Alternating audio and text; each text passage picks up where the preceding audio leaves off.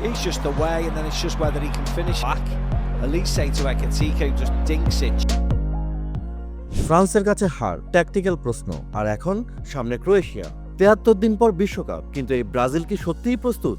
যে দল একসময় দুনিয়া শাসন করেছে, সেই সেলেসাওরা এখন নিজেরাই খুঁজছে নিজেদের পরিচয়।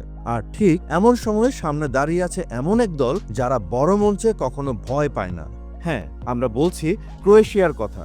ব্রাজিলের জন্য এই ম্যাচটা শুধু একটা ফ্রেন্ডলি না, বরং এটা একটা রিয়েলিটি চেক। কি হতে পারে খেলার ফলাফল?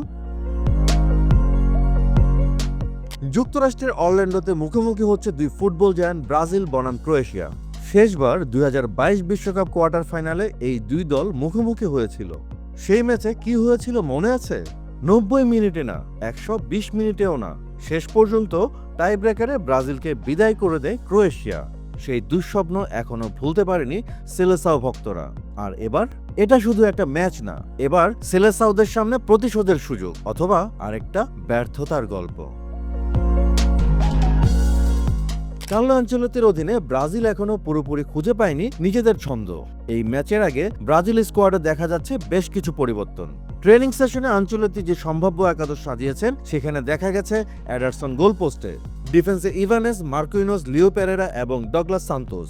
মিডফিল্ডে ক্যাসিমিরোর সঙ্গে থাকতে পারে দানিলো, আর অ্যাটাকে লুইস এনরিক, ম্যাথিয়াস কুনা, জোয়াও পেদ্রো এবং ভিনি জুনিয়র।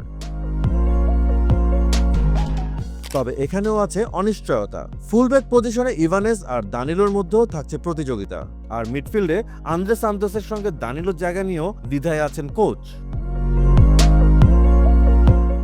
সবচেয়ে বড় আপডেট, ফ্রান্স ম্যাচে ইনজুরির কারণে না খেললেও মার্কুইনোজের আবার ক্যাপ্টেন হিসেবে দলে ফেরারই সম্ভাবনা বেশি। এই ম্যাচটাই বিশ্বকাপ স্কোয়াডের আগে ব্রাজিলের শেষ পরীক্ষা। 18 মে ঘোষিত হবে সেলেসাওদের ফাইনাল স্কোয়াড। তার আগে ক্রোয়েশিয়ার বিপক্ষে এই ম্যাচেই ঠিক হবে কে থাকছে আর কে বাদ পড়ছে। কিন্তু প্রশ্ন একটাই, এই এক্সপেরিমেন্ট কি সঠিক সময়ে হচ্ছে?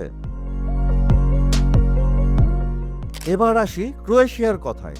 এই দলটা বড় টুর্নামেন্টে কি করতে পারে সেটা নতুন করে বলার দরকার নেই। কোচ জ্লাটকো দালিচ একটা স্টেবল সিস্টেম তৈরি করেছেন। শেষ কয়েক ম্যাচে টানা জয়, আর প্রতিটা ম্যাচে প্রতিপক্ষের জালে কমপক্ষে 2টা গোল। লুকা মদ্রিচ, যিনি 40 বছর বয়সেও মিডফিল্ডের ম্যাজিশিয়ান, তার সাথে নতুন প্রজন্মের স্টানিসিচ, বুস্কোভিচ, মাতানোভিচ, অর্থাৎ অভিজ্ঞতা ও তারুণ্যের শক্তি দিয়ে বিপজ্জনক কম্বিনেশন ক্রোয়েশিয়ার। এই ক্রোয়েশিয়া দলকে তাই হালকাভাবে নেওয়া মানেই বিপদ। একদিকে টালমাটাল ব্রাজিল, আর অন্যদিকে ফর্মে উঠতে থাকা ক্রোয়েশিয়া। একটা দল যেখানে খুঁজছে নিজেদের, সেখানে আরেকটা দল তৈরি হয়ে এসেছে যুদ্ধের জন্য। এই ম্যাচে কে জিতবে? ব্রাজিল কি প্রতিশোধ নেবে, নাকি আবারও প্রমাণ হবে ক্রোয়েশিয়া মানেই বড় ম্যাচের মাস্টার?